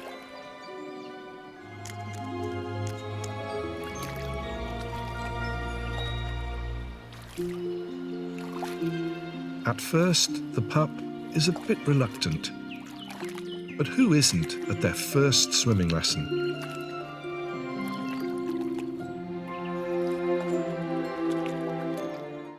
Hello, I'm Hilke Jansma from the Netherlands. I'm the filmmaker of the documentary The Otter, A Legend Returns. I'm honored that my film received the Web of Life Award in the World Wildlife Day Showcase. Our densely populated country lost much of its nature and even the otter, but many parties invested to restore the ecosystem and reintroduce this key species. On behalf of everybody involved in this production, a big thank you and enjoy the film.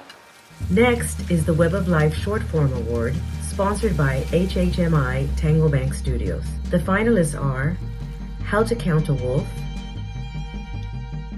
Living on the Edge, Marine Ecosystem Diaries, Shellfish, Reefs, Filters of the Sea, The Common Ground. And the award goes to The Common Ground.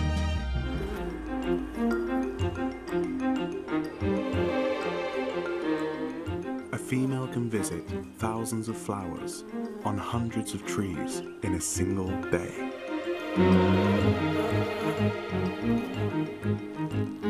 Though such a feat would not be possible without the help of her partner.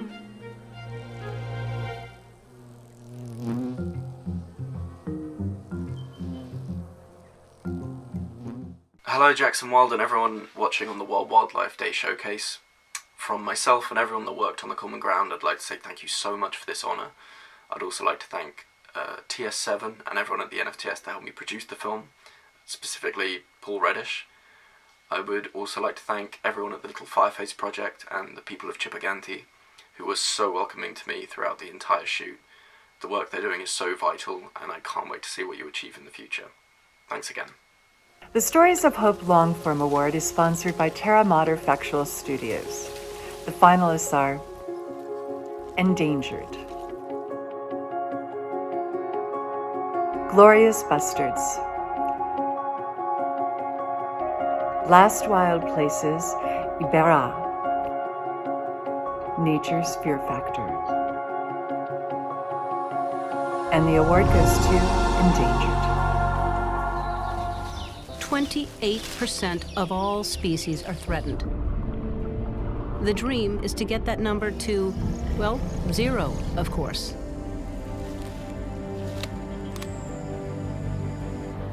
And that involves action everywhere. Around the globe, there are 10,000 scientists working on the Red List in every part of the world. Hello, and greetings from a wet and rainy England. It's wonderful to be part of the celebrations of the World Wildlife Day and a great honour to be chosen as one of the winners. Our film, Endangered, is about the IUCN's Red List, and I'd just like to thank all the thousands of people who work so tirelessly to making the Red List into the most important and powerful tool in global conservation. Have a great day. The Stories of Hope Short Form Award is sponsored by Terra Mater Factual Studios. The finalists are La Voz del Mar, Hope for Hawksbill Turtles, Mexico City and its Sacred Salamanders, The Pangolin Man, Wild Innovators, Trees for Tamarins. And the award goes to Mexico City and its Sacred Salamanders.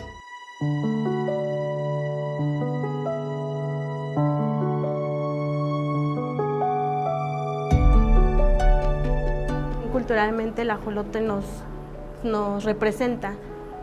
Entonces yo creo que es importante salvarlo tanto por su papel en la ecología, en lo ambiental, pero también por su papel en nuestro entorno cultural. Hi, thank you so much for this award. It's great to know that this amazing species and the people working so hard to protect it is being appreciated and that the story is being heard. I want to say a huge thank you to Luis Zambrano and everyone working on the project in Mexico City for their help with the filming logistics, and they were just wonderful to work with and really accommodating.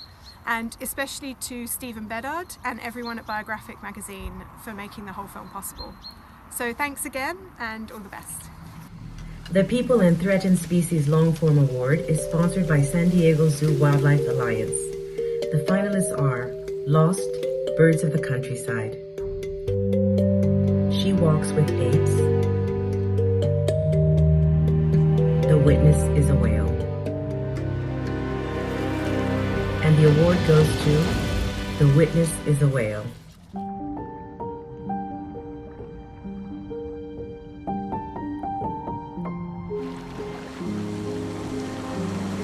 A 1,000 years ago, the ocean was full of giants. Whales were so numerous that they shaped how the ocean worked. They even affected the land. The evidence is written into their behavior, their character, their communities, and the world that formed around them. Hi everyone, I'm Nick, and This is Cheryl, and we're the filmmakers for The Witnesses as well. And we want to thank all of the organizers behind the World Wildlife Day celebration and the judges who selected our film. Thank you so much. We'd also like to thank the many people who shared their stories with us over the 5 years of the making of the film. Without their help and their contributions, the film really wouldn't have been possible. And as we found in our film, people have been working really hard on biodiversity efforts from all around the world, Russia, New Zealand.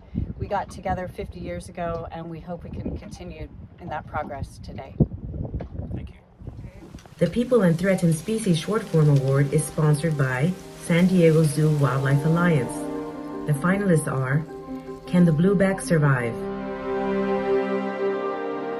Last Wild Places, American Prairie Reserve. Rewild, What Ocean Time Machine Experiments Predict About Oysters. Wild Innovators, Beyond the Boma. And the award goes to Wild Innovators, Beyond the Boma. There's a predominant view that wildlife is under threat because of people, that people are the problem. But people are also the solution. The majority of wildlife here in Kenya is found outside of protected areas. They live with people.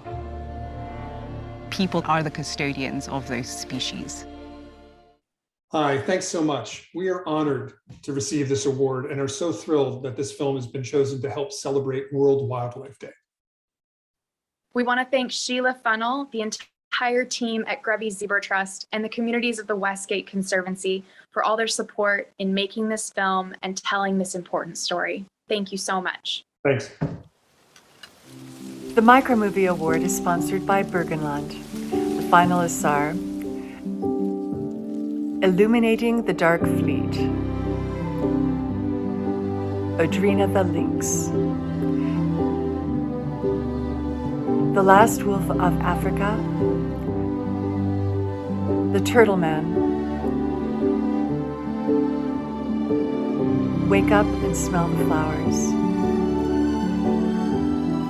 This year, the judges determined to recognize 2 important films, and the award goes to The Turtle Man. Ghafla tu sioni sababu, kwa sababu bahari ilikuwa sio chafu hivyo mpaka situ zangu kurudi salama na kufika nyumbani. Mzee akasema basi kuvua wewe umezama mara 2, hujui mara 3 utakuwaje? Ambaye unaweza kufanya biashara? Nikamwambia naweza. Akanipa hela mzee, nikaunda boti moja kubwa sana, ninaweza kupakia gunia kama 100. Kwa kweli mambo yangu yalikuwa yanaendelea mazuri sana kwa kusikiza ule usio wa mzee. Hi everyone, my name is Jigar Ganatra. I'm the director of The Turtle Man, and I'm really grateful that it was selected in the micro movie category. I put in a lot of hard work, shot it over 14 days in the most remote part of Tanzania, on the eastern part in Juani Island, and I got to learn so much, connect with the character Nasoro, camp with him, and finally see the way the turtles hatch. It was a truly miraculous sight.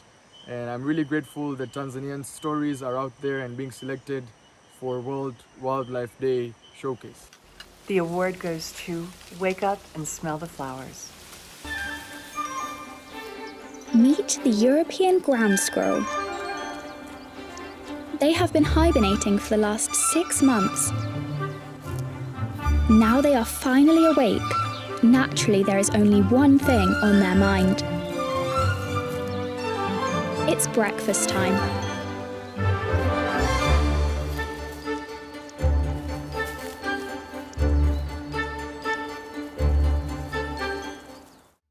Hi everyone, I'm Yaz, the director of Wake Up and Smell the Flowers. It is a great honour to be recognised on World Wildlife Day, so thank you so much to the judges, Jackson Wild, UNDP and CITES. I'm so happy that the story of the adorable flower-eating ground squirrels from Austria is being told across the world. I really hope you enjoy the film if you watch it, and that it can inspire you to make a difference for the European ground squirrels. Thank you so much to Jack, my fellow camera operator and editor, who I could not have made this film without, and this film is dedicated to my granddad. Thank you again, and happy World Wildlife Day. In addition to our finalists, this year's honorable mentions are an outstanding group of films that were not nominated for an award this year, but were too captivating and ultimately too special to go without recognition. This year's honorable mentions are Calvit, Gibbon's Ark, Conservation Heroes, Episode 1, Gach Cahao, Herring Eggs and Branches, Galapagos, Secrets of the Ocean Giants, In Too Deep,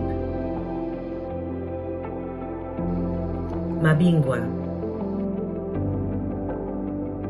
On the Brink, Lion-Tailed Macaque, Survivors, Rediscovering the Short-Tailed Rain Crayfish, The Beast of Our Time, The Jujuranus Kingdom, The Snow Leopard Calling, When the Swallows Fly Away. We want to thank all our filmmakers this year for the amazing work they've done and continue to do. The films recognized here today can be screened online for free over the next 2 months as part of the World Wildlife Day Film Showcase. The link for this video showcase can be found below. Lisa, I think it's important to remember that these conversations cannot end here today.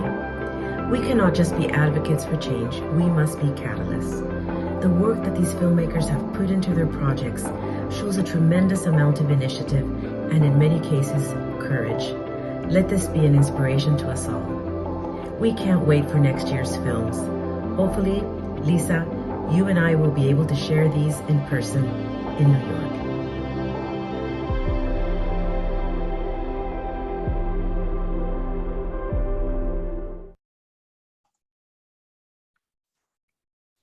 Ladies and gentlemen, we have arrived at the end of our annual World Wildlife Day celebration. World Wildlife Day has well over 50,000 tweets. I would like to thank all of the people who contributed today and who made this event possible. The UN General Assembly President Abdullah Shahid, Panama's Minister of Environment Milciades Concepcion, UNDP Administrator Achim Steiner, and CMS Executive Secretary Amy Frankel, as well as Tim Christofferson of UNEP and our 6 wonderful speakers on the panel, Adeline Jonasson, John Kakewa, Tarin Toledo, Sam Teicher, D.B. Chowdhury, and Lucy Coles. Also, the entire team at Jackson Wild and at the International Fund for Animal Welfare, our partners at UNDP, all of the artists and filmmakers who contributed to the competitions, the technical team, my dear team in the Secretariat, and everyone who worked behind the scenes. And finally, to the many hundreds of you who joined us today via YouTube, I hope you found the last few hours inspiring and enjoyable. Please share your thoughts with your friends and talk to them about the importance of conserving wildlife and ecosystems. You may invite them to watch the event on YouTube. If you would like to support the projects that have been presented today or similar projects in your country, I would strongly encourage you to do so. Please also share with us via social media what actions you are taking. Now, as we prepare to sign off, we would like to recognize that music, like film and art, can also communicate the joy and value of wildlife. We are now joined by the UN Chamber Music Society, who will play for us a piece entitled Flocks a Mile Wide, which was composed by 2-time Grammy Award-winning composer Christopher Tin. Please enjoy, and we look forward to seeing you again next year when the 2023 World Wildlife Day celebration will also mark the 50th anniversary of CITES. Let's hope for a more peaceful planet, living in harmony with each other and nature. Thank you.